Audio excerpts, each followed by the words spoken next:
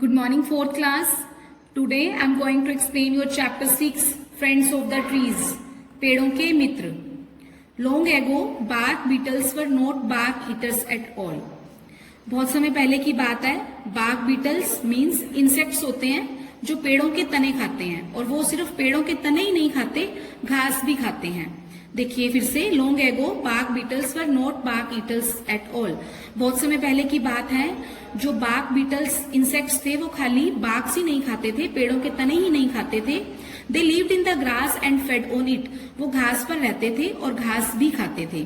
They choose a lovely green clearing in the forest and settle down there. वो green जंगल में green हरी सतह को चूज कर लेते थे, सुंदर सी, और वहीं पर रहते थे. All day long they fade on the grass. सारा दिन वो घास पर ही रहते थे और उसी को खाते थे. There was plenty to eat. उनके पास खाने के लिए बहुत कुछ था.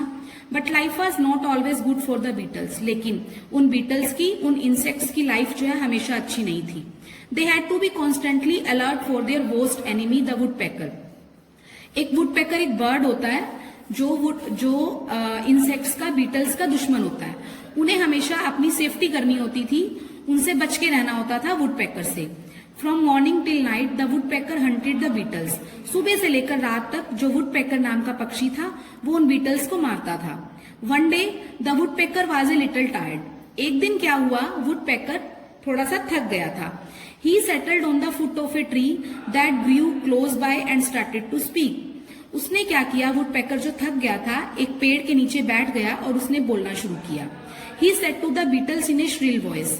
उसने बीटल्स को एक कुछ तेज आवाज में कुछ कहना शुरू किया. Why are you destroying that lovely green patch of grass. तुम इन सुंदर हरी हरी घास को क्यों बर्बाद कर रहे हो. You should be punished for doing so. तुम्हें इसके लिए जरूर पनिशमेंट मिलनी चाहिए. Sure you should, said the tree. Tree ने कहा, हाँ जरूर मिलनी चाहिए. He and the woodpecker were close friends you see. Woodpecker और जो ट्री थे वो बहुत अच्छे मित्र थे. When the woodpecker said something, the tree always agreed. जब भी woodpecker नाम का बर्ड जो है वो ट्री को कुछ कहता था, ट्री हमेशा उससे सहमत हो जाता था. The beetles heard the woodpecker and the tree, but they said nothing in reply. जो बीटल्स थे वो woodpecker और ट्री की बात को सुन रहे थे, लेकिन उन्होंने जवाब में उन्हें कुछ नहीं कहा. How could they, with their mouth full of grass? और वो कह भी कैसे सकते थे क्योंकि उनके मुंह में घास भरी हुई थी. Why don't you follow the example of the bees and gather nectar instead? The woodpecker went on flapping his wings. तब woodpecker ने उन्हें सलाह दी कि तुम बीज को, मधुमक्खी को क्यों नहीं फॉलो करते, क्यों नहीं उनका शहद इकट्ठा करते. woodpecker अपने पंखों को हिलाता हुआ वहां से चला गया. It's healthy and good for both the flowers and the fruit. और ये फ्रूट और फ्लावर दोनों के लिए बहुत अच्छा था. I am sure the bees would be happy to show you how to do it. मैं श्योर हूँ कि जो मधुमक्खियां हैं वो भी तुम्हें देखकर खुश होंगी कि तुम ये काम कैसे करते हो.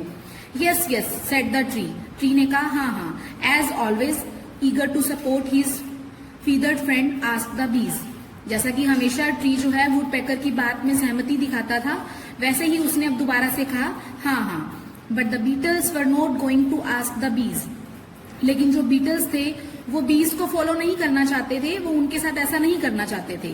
दे were not interested in gathering nectar. वो मधुमक्खियों की शहद को इकट्ठा करने में भी इंटरेस्टेड नहीं थे. They only wish to stop the woodpecker from hunting them. वो सिर्फ ये चाहते थे कि वुड पैकर उन्हें ना मारे. And the best way to do so was to ask the woodpecker for a song. और उन्हें अपने आप को मारने से बचाने का ये सबसे अच्छा तरीका लगता था कि वुड पैकर को ये कहा जाए कि वो उनके लिए गाना गाए. The woodpecker always helped anyone who asked him for a song. और woodpecker को जब भी कोई गाना गाने के लिए कहता था तो वो उनकी हेल्प जरूर करता था. The truth is, his song was nothing but shrill cawing. वास्तव में उसका गाना जो है वो कुछ नहीं होता था, वो सिर्फ तेज आवाज में का करता रहता था. But he thought it was highly musical. लेकिन उसे लगता था कि वो बहुत अच्छा गाता है. When the beetle asked for a song, the woodpecker burst out singing and forgot all about hunting them. जब बीटल्स ने वुडपेकर को गाना गाने के लिए कहा तो वुडपेकर सब कुछ भूल गया, उन्हें मारना भूल गया और गाना गाने लगा. The tree was a good friend of the woodpecker. जो ट्री था, वृक्ष था, वो वुडपेकर का बहुत अच्छा मित्र था. But he could not stand the woodpecker singing. लेकिन वो वुडपेकर को गाना गाते हुए नहीं देख सकता था। So when the woodpecker began to sing the tree shook his boughs and leaves. और जब वुडपेकर ने गाना गाना शुरू किया तो पेड़ ने अपनी टहनियां और पत्तों को हिलाना शुरू कर दिया। The woodpecker was disturbed in the middle of his song and started hunting again. अब woodpecker डिस्टर्ब हो गया अपना गाना गाते हुए बीच में ही और उसने फिर से मारना शुरू कर दिया। The beetles were annoyed with the tree. अब beetles को पेड़ पर गुस्सा आया, वो पेड़ से नाराज हो गए। At the same time they knew they had to hide from the woodpecker. अब उसी टाइम उन्हें ये लगा कि उन्हें अपने आप को woodpecker से बचाना है, उन्हें छुपना है वुडपेकर से। Suddenly they thought of a good hiding place. अचानक उन्होंने एक और छुपने का स्थान सोचा। They rush to the tree, ate through a few holes in the bark and settle down under them. वो एक पेड़ की तरफ गए और उनकी जो टहनियों पर छोटे छोटे छेद थे उनको खाया और उनके अंदर ही छिप गए, उनके अंदर ही सेटल हो गए। Their new home was quite comfortable and they had enough to eat. अब उनका जो नया घर था वो उनके लिए बड़ा आरामदायक था और वहां पर भी उनके पास खाने के लिए बहुत कुछ था। But the tree soon became a very sorry sight indeed. लेकिन वास्तव में जो पेड़ था उन्हें बहुत दर्द की दृष्टि से देख रहा था।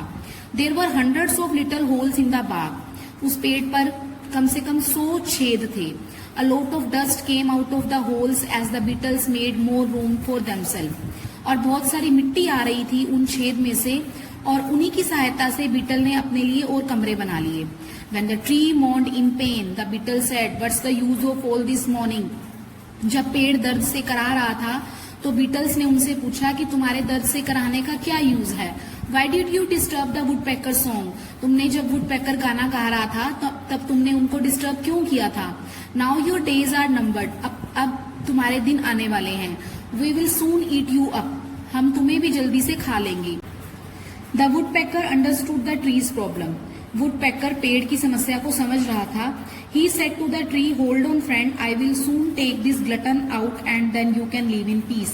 उसने पेड़ से कहा, रुको फ्रेंड, मैं इन बुखड़ों को जल्दी से भगा दूंगा, तब तुम शांति से यहाँ पर रह सकते हो।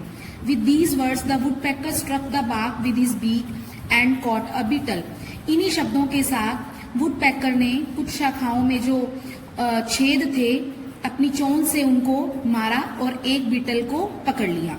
He struck again and caught another beetle. फिर से उसने अपनी चोंच से छेद किया और एक और बीटल को पकड़ लिया। Another and yet another, इसी तरह से ये प्रोसेस चलता रहा। The tree sighed with relief. अब पेड़ को थोड़ी सी शांति आई। My dear woodpecker, said the tree, you are a true friend. Tree ने वुडपेकर को कहा, मेरे प्यारे वुडपेकर, तुम मेरे सच्चे मित्र हो। The woodpecker still saves the leaves of trees by hunting beetles that live under the bark. Woodpecker ने वास्तव में उन बीटल्स को मारकर ट्री की जिंदगी को बचा लिया था। Yes, woodpeckers really are friends of the tree. हाँ, वुडपेकर जो होते हैं वो वास्तव में पेड़ों के बहुत अच्छे मित्र होते हैं। Thank you.